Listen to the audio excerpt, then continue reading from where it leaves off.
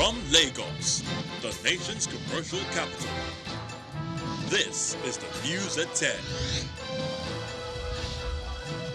Live from Channels Television. Reporting tonight, Melinda Akilami.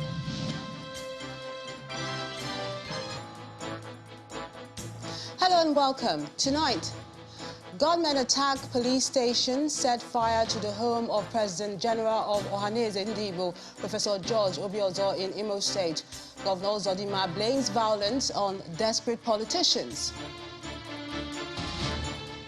Senior Advocate of Nigeria, Femi Falano, faults Federal High Court judgment declaring Section 84, subsection 12 of the Electoral Act 2022 unconstitutional.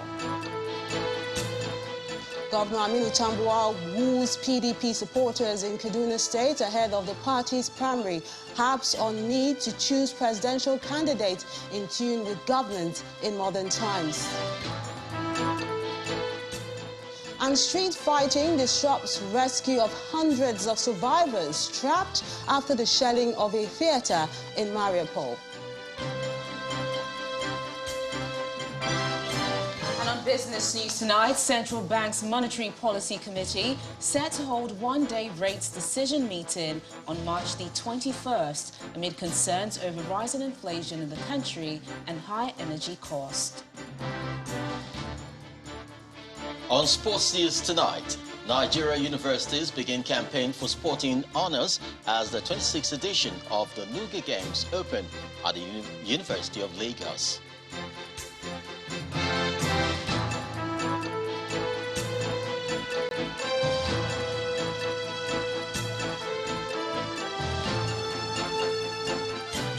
Residents of Imo State were today reminded of the days of mayhem perpetrated by gunmen who spread terror across the state in the not-so-distant past. In an early morning attack, gunmen stormed the country home of the President General of the Igbo Social Cultural Group, Ohaneze Ndigbo, Professor George Obiozo, in Oru East local government area, throwing petrol bombs into his compound. In another part of the state, the Divisional Police Headquarters in Umuguma, Owerri West local government area was also burnt down. According to the State Police Command, investigation has been launched into the incident, although they declined to comment on camera. Residents of Umuguma community in Owerri local government area, a popular suburb in Owerri, Imo State, woke up to the news of an attack of the Divisional Police Headquarters located in the area. According to some residents who declined to speak on camera, the gunmen came in their numbers with vehicles and attacked the station, freed detainees before setting the place ablaze. Although the Imo State Police Command debunked allegations that some police officers were killed, residents say at least 2 police constabularies died in the incident. In a similar incident in the early hours of Saturday, gunmen razed the country home of Professor George Obiozo, the President General of Apex Igbo Social Cultural Group, Ohaneze Ndigbo, in Awamama community in Oru East local government area, but there were no casualties. Professor Obiozo himself was not at home during the attack. Wonder shall never end. Reacting to the development, an elder statesman and chairman of Olu Elders Council in Imo State, Professor Francis Dike, says the attack on the country home of Professor Obiozo is an affront on the Igbo people. In this particular respect, we will all understand that a much hidden violence is happening in Imo State, and particularly around that axis. To attack his house, we don't know who are the perpetrators. That is one of the things that have to be determined. What informed this type of brigandage, in his own property? I just can't understand. According to him, it's not time to point accusing fingers, but he urges security operatives to step up their game in ensuring the security of lives and property. We keep on talking of insecurity, but it is not taking a new dimension. It must be stated that the security agents should be more alive in this country as to their own responsibilities to fish out these persons. It's very serious. It's a very alarming dimension to this. None of us seems to be safe anymore. Although calm and normalcy has returned to the affected areas, the police in Imo say they are on the trail of the perpetrators of the attacks.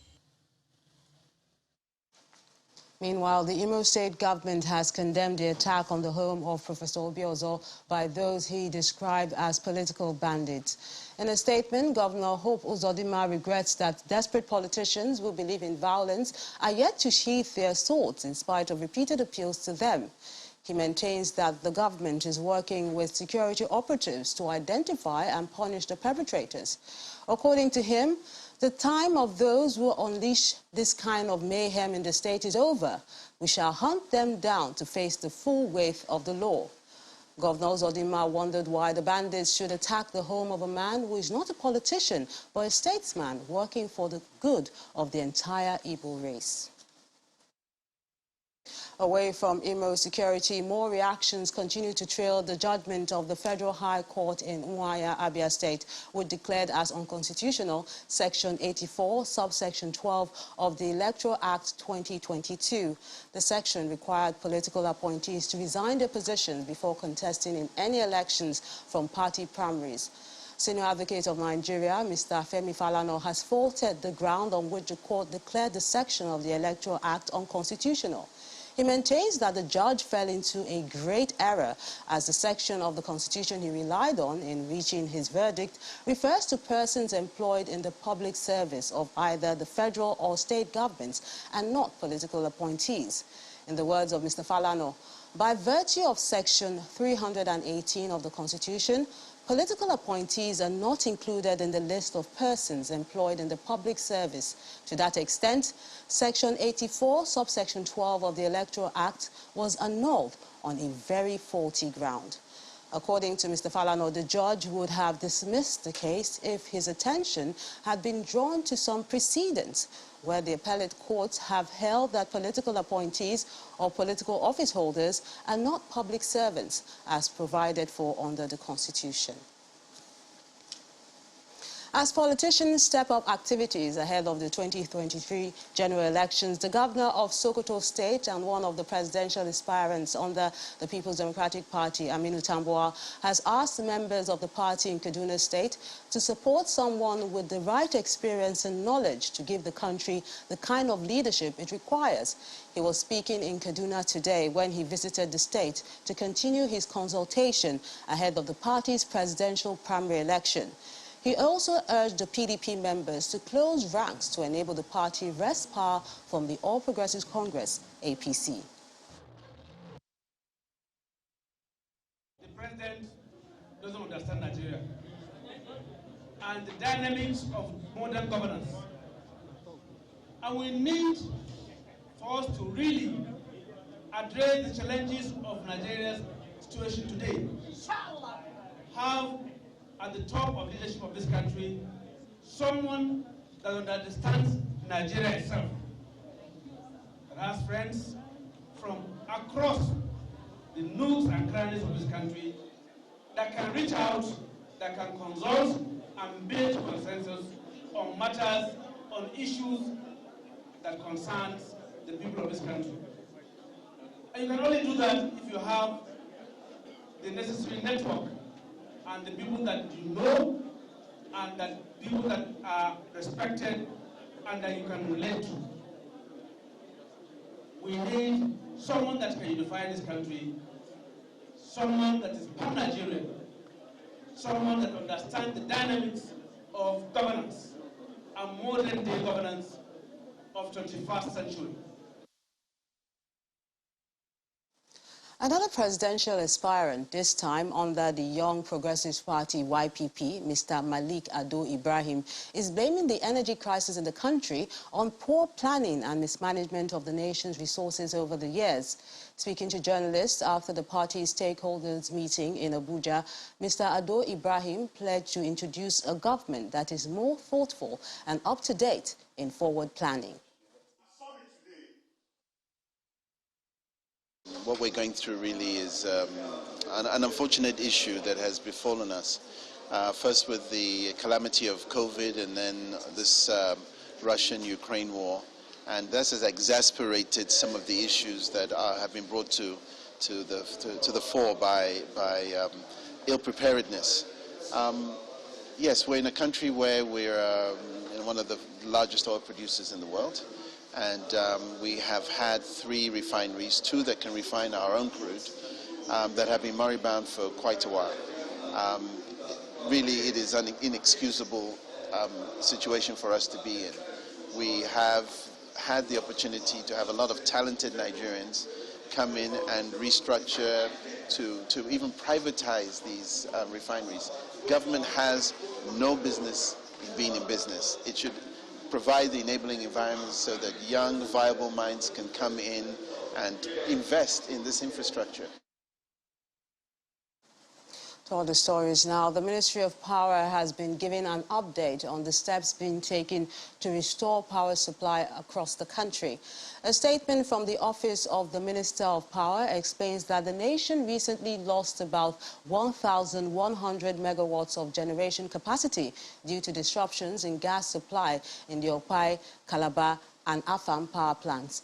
It adds that gas supply to the Opai plant has resumed with a generation of 300 megawatts, while an agreement is being worked out between the Nigerian Bulk Electricity Trading and the Nigeria Ajib Oil Company, NAOC, with a view to bringing the new Opai power plant on the grid, which will contribute an additional 400 megawatts to the generation capacity. According to the ministry, amongst other measures, there's also an agreement to overhaul the Okoloma gas processing plant to restore the full capacity of the 650 megawatts AFAM 6 combined cycle power plant. 12,000 persons were arrested for various drug offences by the National Drug Law Enforcement Agency in 2021. The Director General of Media and Advocacy at the NDLE, Mr. Femi, made this disclosure at the 3rd edition of the National Drug Summit, organized by the Initiative for Fight Against Drug Abuse and Enlightenment. Mr. Babafemi adds that 1,400 convictions were also secured within that period. Our correspondent, Dele Omoyeni, has more details on that. Have a seat. Thank you so very much. The 3rd edition of the National Drug Summit, organized by the Initiative for Fight Against Drug Abuse and Enlightenment, a non-governmental organization, is strategically put together to examine the role of the media in the fight against drug abuse and insecurity. The keynote speaker, chairman of the channel's media group, Dr. John Momo, who is represented by one of the station's anchors, Mrs. Mapo Ogun Yusuf, reiterates the impact of drug abuse on the country, promising that the media will always support efforts to rid the society of the menace. Specifically with influencing the behavior of young people with regards to substance abuse, researchers William De Jong and Jay Wiston say public health advocates still have a lot to learn from the successes of the commercial sector in harnessing the power of mass media to convince people to change behavior. The media by itself cannot simply discourage substance abuse, but with multi-level stakeholders getting involved, the media could prove a veritable tool in helping to reduce the menace of substance abuse and its egregious effect on our society. For the NDLEA, the fight against drug abuse deserves the collaboration of all Nigerians as it rolls out the efforts of the agency for 2021. In 2021 alone, the NDLEA arrested or made more than 12,000 arrests with over 3.4 million kilograms of assorted illicit drugs mopped up from across the country, about 1,400 convictions with more than 1,500 other cases ongoing. But beyond that, we also know that we have a responsibility towards drug users, and that is why in just 1 year alone, we had about 8,000 persons cancelled and rehabilitated. The initiative is seeking to take the campaigns against drug abuse to the grassroots. to complement the efforts of the National Drug Law Enforcement Agency. We are looking at taking this campaign to doorsteps, down to the grassroots, local governments and ward levels. Because, like I said, fighting drug abuse is everyone's responsibility. It's the general consensus that the nexus between insecurity and drug abuse cannot be overemphasized. Hence, to fight insecurity successfully, we must fight drug abuse. Delia Moyeni, Channels Television News. In part two, after the break, we revisit the crisis in the nation's aviation sector and where that leaves domestic airline operators. We have aviation expert Captain Ado Sanusi to examine the subject. That's in a moment. Stay with us.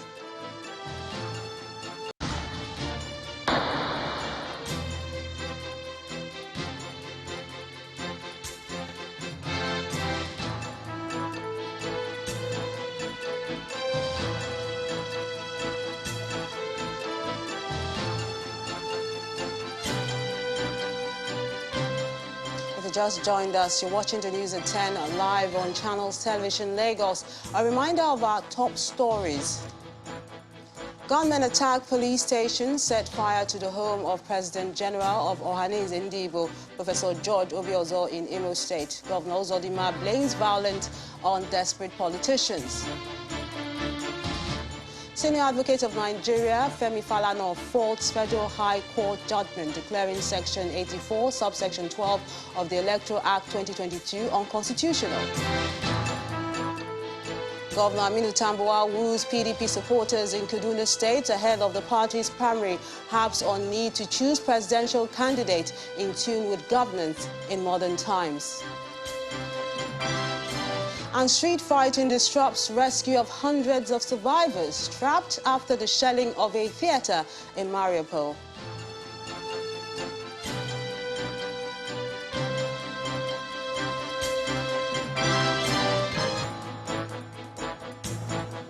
To aviation now. The crippling fuel costs in the country has caused most domestic airlines to reduce flight frequencies after fares rose by 60% in late February. Now, it appears that some struggling airlines may give way if the situation continues. This next report by our aviation correspondent, Bukola Joe Oketumbi, takes a look at the implications of this crisis.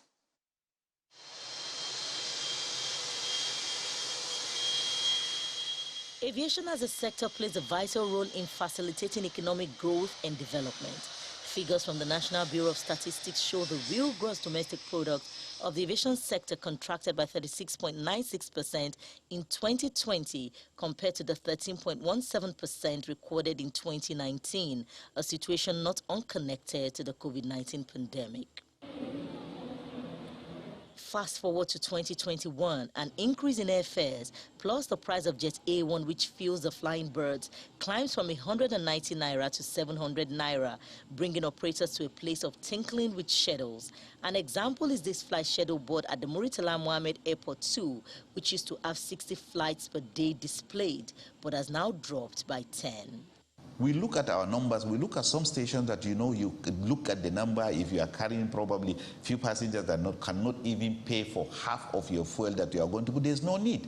All you need to do is, like, if you have another airline that is going to that station, you will protect the passengers on that airline. Let one airline carry the passengers and go. It's better for you, it's cheaper for you. With the airlines threatening to shut down operations, the House of Representatives steps in. Airlines are promised licenses to import Jet A1, and the price is pegged at 500 naira per litre, one which is yet to be implemented. While these temporary solutions may help business in the short haul, the economic implications are grave as fuel suppliers want cash. They are enforcing the airlines to pay cash upfront. So it's one thing to actually ensure that it's 500, and the other thing to ensure that they can actually provide credit facilities for the airlines to be able to stabilize and maintain their operations for this time. For an industry stakeholder, airlines do not need import licenses. Rather, hedging fuel as a long-term plan may help to sustain operations. Our airlines are encouraged to go and join AFRA. AFRA is African Airlines Association. and they jointly negotiate fuel prices will go down. The Nigerian sector do not have the fuel. That is the problem. While airlines battle to stay afloat, persisting problems of fuel availability, working capital and non-availability of foreign exchange may force some to go under.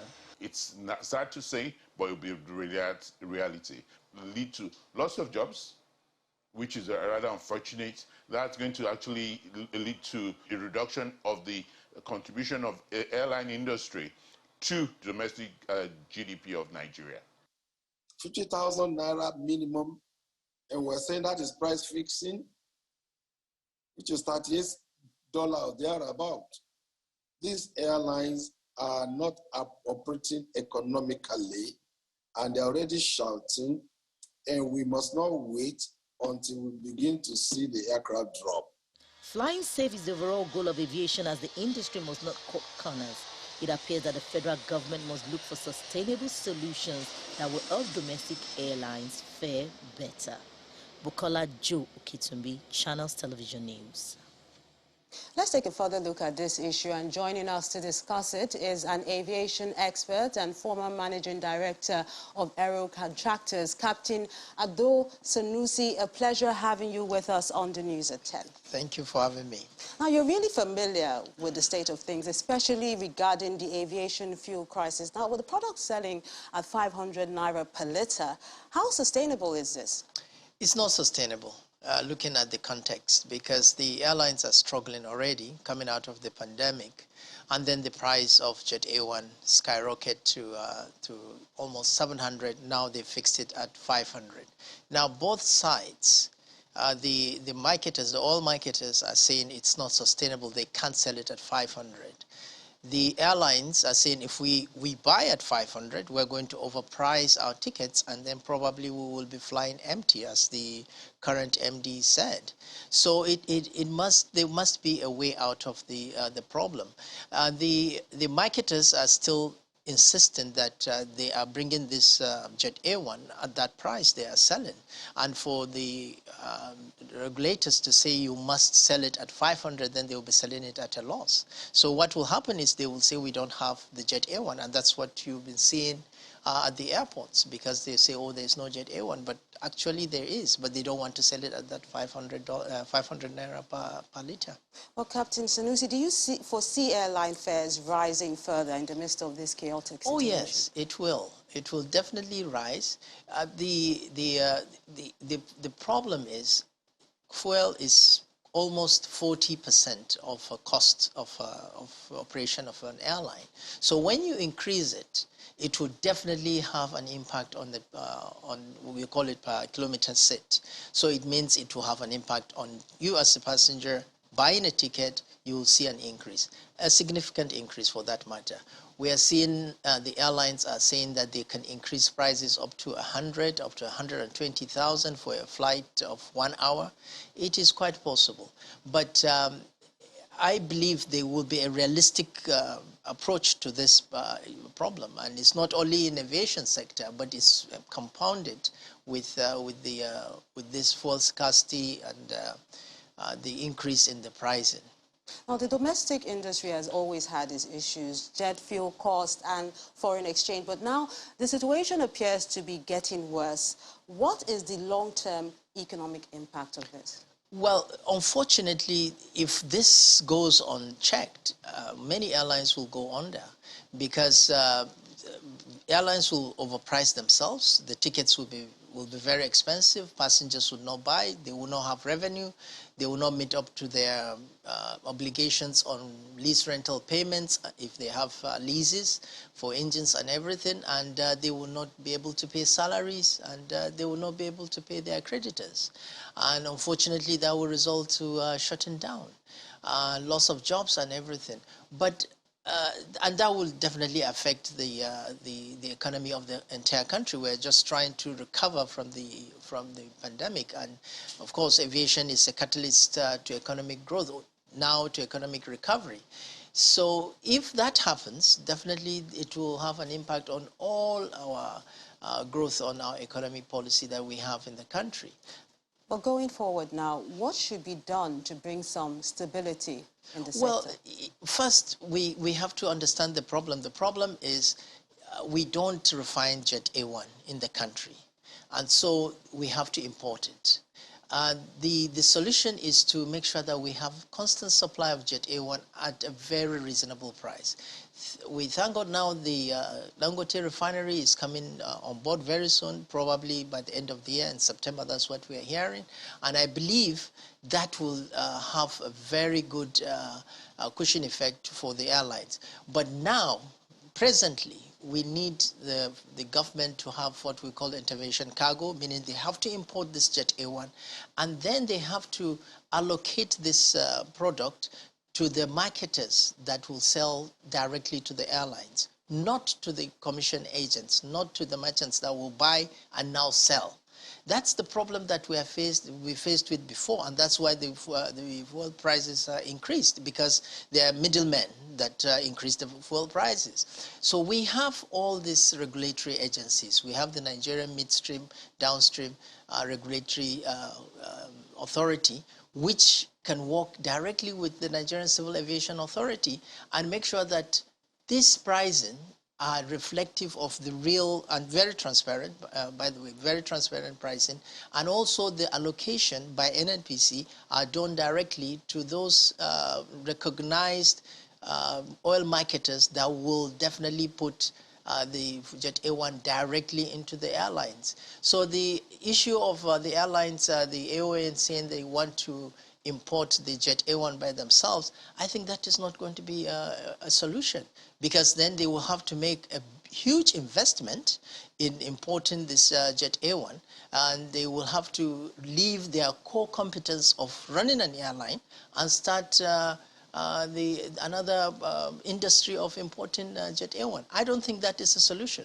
I think the solution is federal government should import, allocate to the real oil marketers, not middlemen, and also for this 9 to 10 months, and when we start refining it in the country, I believe that will definitely give us some relief.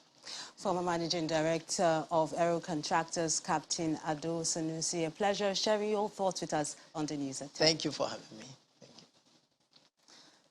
The River State government says it's considering the demolition of makeshift buildings in premises where petroleum tank farms are located to prevent the outbreak of fire.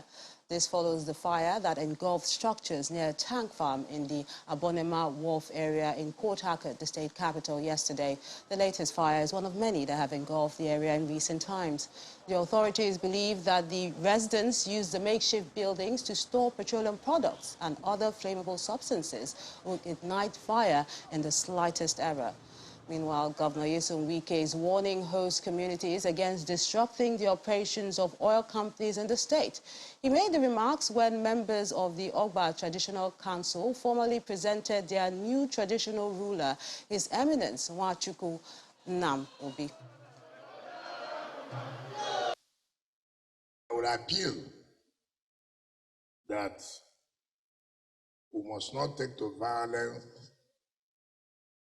for us to get what we want to get. It is not when you go and blow up a pipeline on gas that you will get what you want to get. There's nothing wrong in you liaising with the government to make sure companies fulfill their promises and whatever it is provided in the memorandum of understanding. No community can do it alone. You need government to give you support.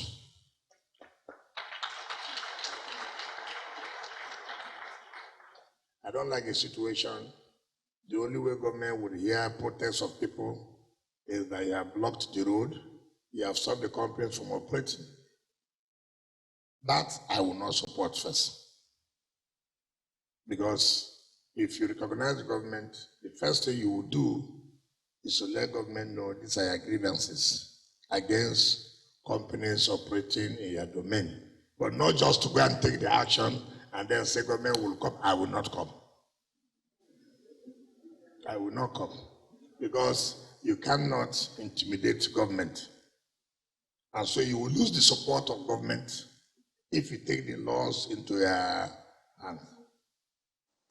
The former president of the Court of Appeal, Justice Zainab Bukachua, is calling on state governments in northern Nigeria to domesticate the Child Rights Act to protect young girls in the region.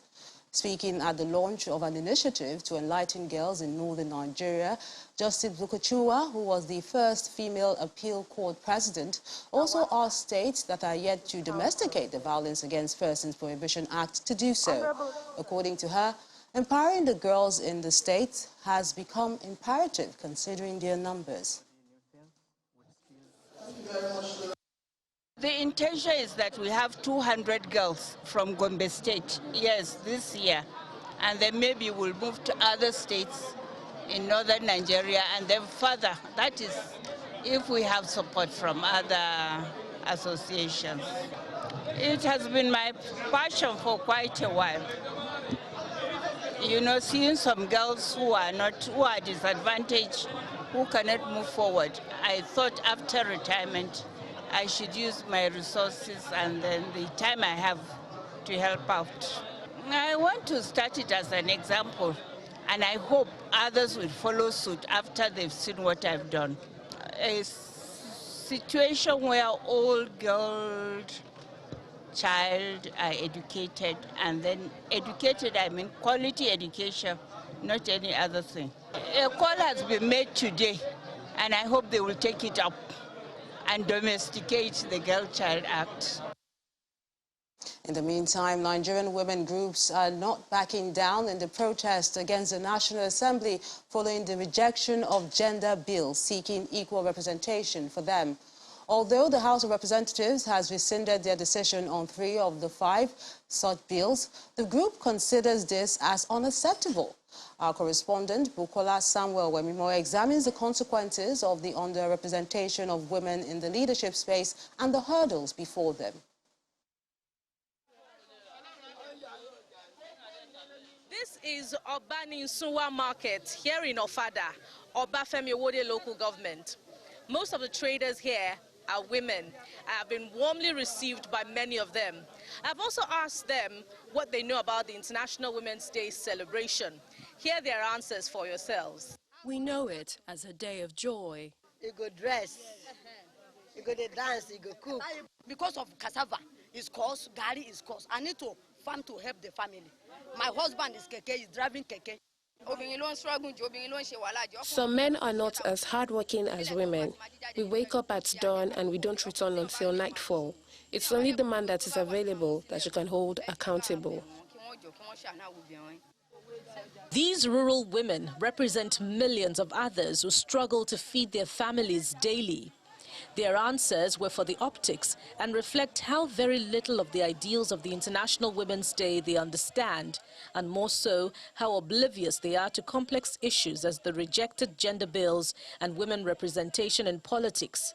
And while they complain bitterly about the harsh economic conditions, the decisions made in Abuja, or the lack of it, have far-reaching implications on their lives. The 2 places where the Constitution talked about women were places where they were discriminatory.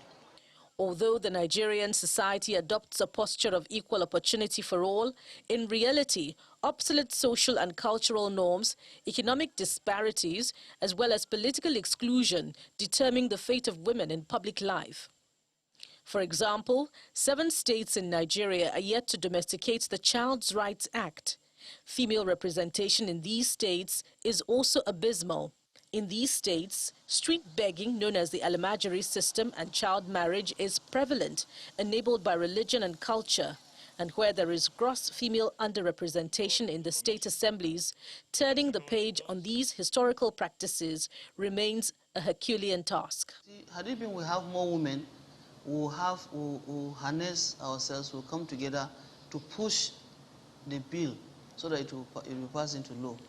There are contradictions in the child's rights document in some states like Katsina, where the State Assembly passed the bill but says the legislation will not regulate the age of marriage, while Jigawa expunged the subject of child marriage from the law on the guise that it is difficult to determine the age of maturity for a girl. This means the law will still not protect certain underage girls from being married off. Like in Adamawa State now, we have already tagged the age limit, the age bracket, whereby a girl can be given out into marriage without, hurting any practice of religion.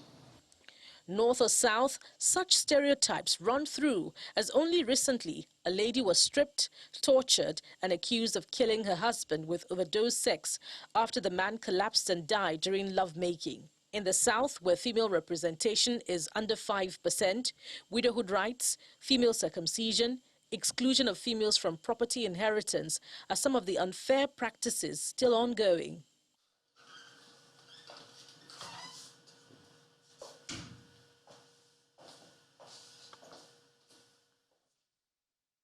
Gender rights advocate and lawyer Ima Nsa Adegoke speaks on some of these practices. The plight of having their hair shaved, their nails clipped, having to sit down on, having to be told to lie down on mats for 60 days. Sometimes they're not even supposed to wash their bodies, But the thing is, it never happens when the woman dies. The man is never suspected of killing the woman. It's always the woman who's always, the suspect. US-based Imo George Eriri hails from Umuaka in Njaba local government area of Imo State.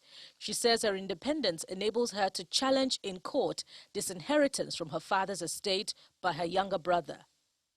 Simply because I'm female, I'm not entitled to any portion of my father's estate. And it's very unusual to challenge the custom, just given the nature of the village. It's hard to deal with the gossip, the castigation, the persecution, if you were to challenge it. However, my brother has threatened my life, so I would like to challenge that. For now, women in Nigeria have raised the red flag. They seem ready to fight their battle, at least for once. Bukola Samuel Wemimo for Channels Television News. In Anambra State, Professor Charles Soludo is wasting no time in getting familiar with the challenges of governance after being sworn in as governor, as he embarks on an assessment tour of markets, schools and major roads located in Ogbaru local government area. His visit to the community is in fulfillment of his campaign promises and first official tour since his inauguration. Loud cheers from an excited crowd heralds new Governor Charles Soludo's arrival to Okpoko community in Ogbaru local government area of Anambra State.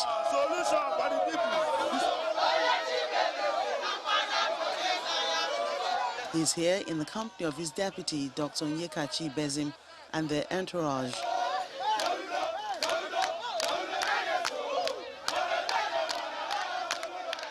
The first stop is the Upper Iweka axis, where refuse, dotting major roads and open places welcomes the governor and his team. A reminder that there's much to be done to achieve cleaner communities. The solution is here. We'll clear all these refuse and open up the waterways so water will flow properly. When we come to Okpoko, the road should be constructed. The team then moves to inspect the Sakamori extension drainage system near the permanent site of the fruit and vegetable market. The sight and stench from the filth is a major worry for residents. There's no more water movement to River Niger. People are built on top of that, which is very wrong. The flood overflowed the gutter because it's no longer deep at all. It comes out in large quantity. The governor is also unhappy about the situation, promising that work will commence immediately. It will be cleared. This market will be fixed and touts will disappear. Stopping people to collect money is now over. Effective from today, and will ensure that the task force enforces it. Part of his itinerary is a visit to schools in the Okpoko area. For a moment, These children forget the dilapidated state of their classrooms, too excited to be some of the first students to meet the new governor. But they hope Governor Soludo is taking notes to make learning more conducive for them.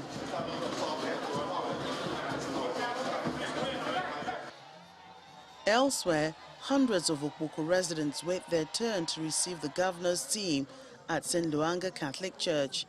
And it's here that he promises to revive Okpoko community. The last port of call for his assessment is the main market in Onitsha, where he assesses their immediate needs. Here too, there's a lot to be done, and the governor promises to come up with a sustainable decongestion plan. From the south, we head north, where the Northeast Development Commission says it's now on the final phase of developing a 10-year master plan for the region. Speaking at the Yobe State Consultation and Engagement Meeting on the Northeast Stabilization and Development Master Plan in Damaturu, the state capital, the Executive Director in charge of Admin and Finance, Mr. Mohammed Jawa Gashua, explains that the Establishment Act designates the Commission as the focal point to coordinate and harmonize all intervention programs and initiatives.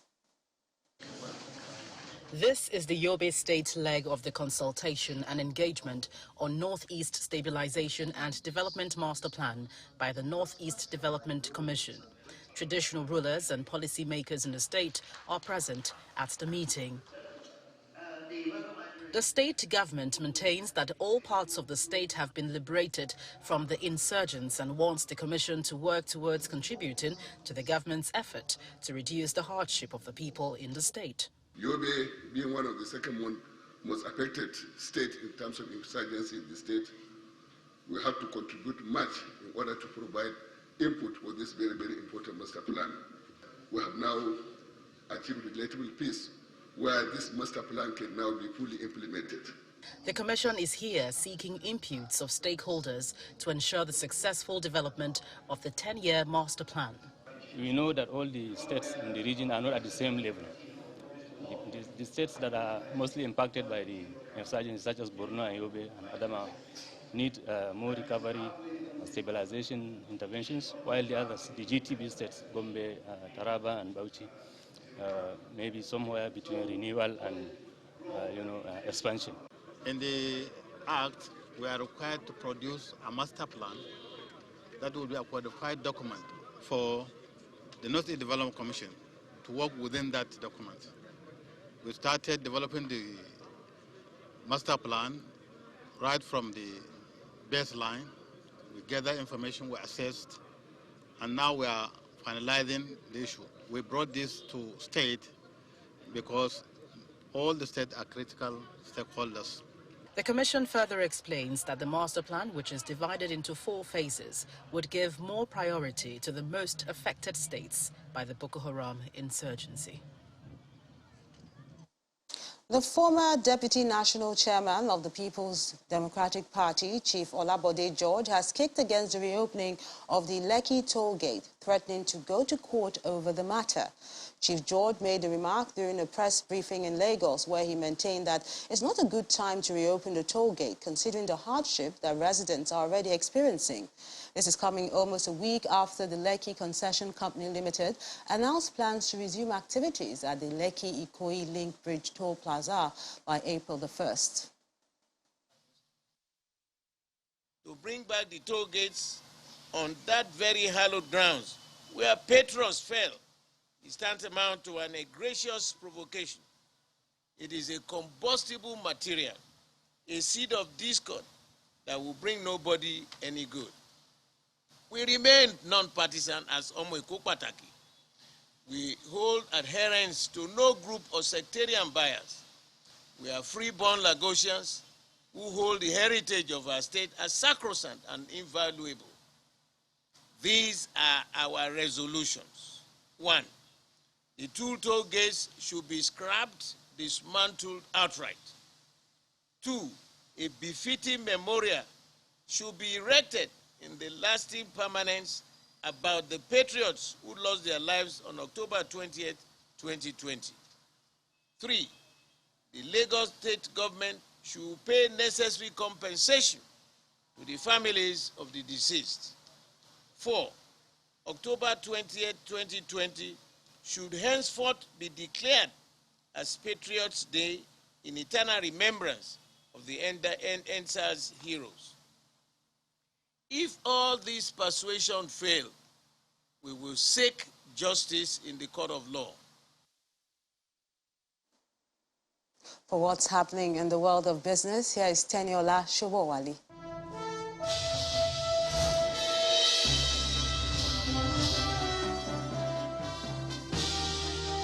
Thanks a lot, Melinda. Welcome to Business News. The Monetary Policy Committee of Nigeria's Central Bank will hold its second policy meeting for this year on Monday, March the 21st. The meeting comes a week after the latest report from the National Bureau of Statistics pointed that the country's headline inflation rose by 0.16% to 15.7% last month, largely driven by fuel scarcity.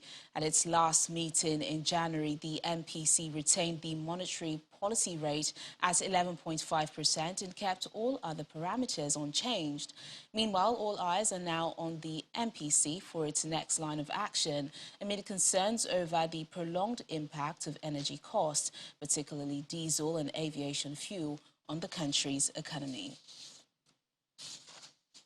The Debt Management Office says it will be conducting a bond auction on the 12.50% January 2026 and 13.00% January 2042 papers on March the 21st. The total amount on offer on the two debt instruments, which are reopening issues, is between 140 and 160 billion naira. Recently, the Debt Office said it raised $1.25 billion through Eurobond on the international debt market, which is expected to be used for the financing of capital projects in the country. And over to the local stock market, which ended the third trading week of March in the red due to sustained sell pressure by investors. The all-share index of listed equities fell by 0.33% as profit in 4 sessions within the week affected 4 out of the 5 key sectors of the market. PZ Cussons tops a list of 21 gainers for the week with a 17.01% increase on its share price, while Cornerstone Insurance led 44 other losers with a 21.26% loss. Meanwhile, the shares of FCMB, eTransact and Fidelity Bank were the top contributors to a lower volume of 2.44 billion shares traded within the week. And trading activity at the FMDQ exchange was mixed this week as the total turnover of transactions carried out at the FX spot, forwards and futures markets rose by 28.29% to $500.20 million as at March the 18th. A further analysis of trading results shows that the total value of transactions at the FX derivatives market rose by 0.31% to 90.18. Meanwhile, the naira firmed by 0.02% to 415 naira 89 kobo against the dollar at the Nigerian Autonomous Foreign Exchange window of the forex market, in contrast to 415 naira 98 kobo recorded last week.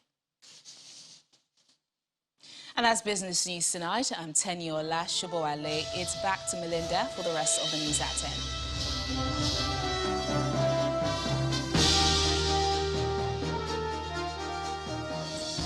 Many thanks, Teniola. And for the latest in the world of sports, here's Chris Elems.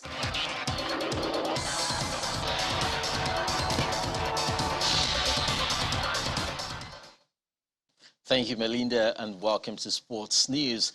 The Minister for Youth and Sports Development, Sunday Dare, has officially declared open the 26th Nigeria University Games holding at the University of Lagos. The minister urged participating athletes to show the spirit of sportsmanship and compete clean throughout the competition. Vice-Chancellor of the University of Lagos, Professor Oluwatoyin Ogunnipe, said the institution is proud to host the Games 24 years after it last hosted. He promised that everything has been put in place to ensure a hitch-free tournament. Over 7,000 athletes from 75 public and private universities will participate in 16 sports in the competition, which is expected to end next Saturday. We are making the game more colorful by first honoring some dignitaries who have supported and distinguished themselves in the area of sports development in our tertiary institutions, especially this year's NOGA Games. We are going to have the best behaved athletes and also the best behaved team, the best behaved university. Apart from the NYSC, the other single largest collection of Nigerian youth can only be found in the Nigerian universities and on our campuses. And also, the bundle of talents when it comes to sports can also be found on our campuses. So I'm excited about NUGA Games coming back alive after almost 7 years in the doldrum. I've seen a lot of our youth make money just working to prepare for the NUGA Games. So I say, there's no other power to promote peace, to promote unity than the power of sports. And that is the very essence of the NUGA Games. Welcome to NUGA Games 2022. And in the Nigeria Professional Football League, Enugu Rangers have survived a late fight back from visiting Lobi Stars to end a 5-3 win at the Awka City Stadium in Anambra State. Martins Osei scored a brace to end an 11-game goal drought, while Kelechi Agu also scored twice in the 8-goal thriller. Valentine Odo scored his 6th goal of the season as Abia Warriors held Katsina United to a thrilling draw. Bottom club MFM scored forced host Heartland to a barren draw to keep their hopes of escaping relegation alive, while Dakada edged past Niger Tornadoes 2-1 in Uyo. Super Eagles forward Victor Osimhen scored twice as Napoli came back from behind to seal a crucial 2-1 victory over Udinese at the Diego Armando Maradona Stadium in Naples. Udinese took the lead after 22 minutes through Gerard De La Four, but Osimhen struck back in quick succession to sustain Napoli's push for Serie A title with his 11th goal of the season. Osimhen also made Serie A history for Napoli, following in the footsteps of George Weah, Samuel Eto'o and Mohamed Salah. This makes him the first ever Nigerian player to achieve double figures in 2 consecutive Serie A seasons for Napoli. That's Sports News. It's back to you, Melinda.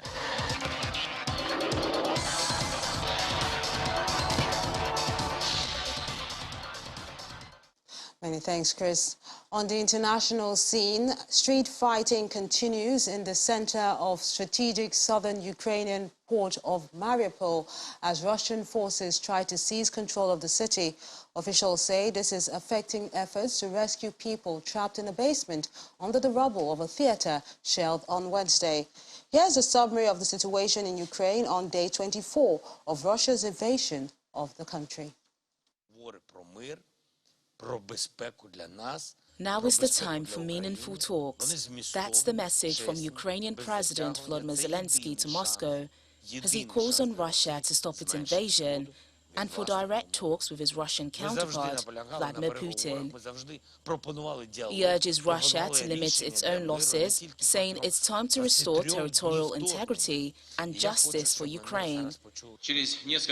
However, Russia's Vladimir Putin accuses Ukraine of stalling peace talks with unrealistic proposals.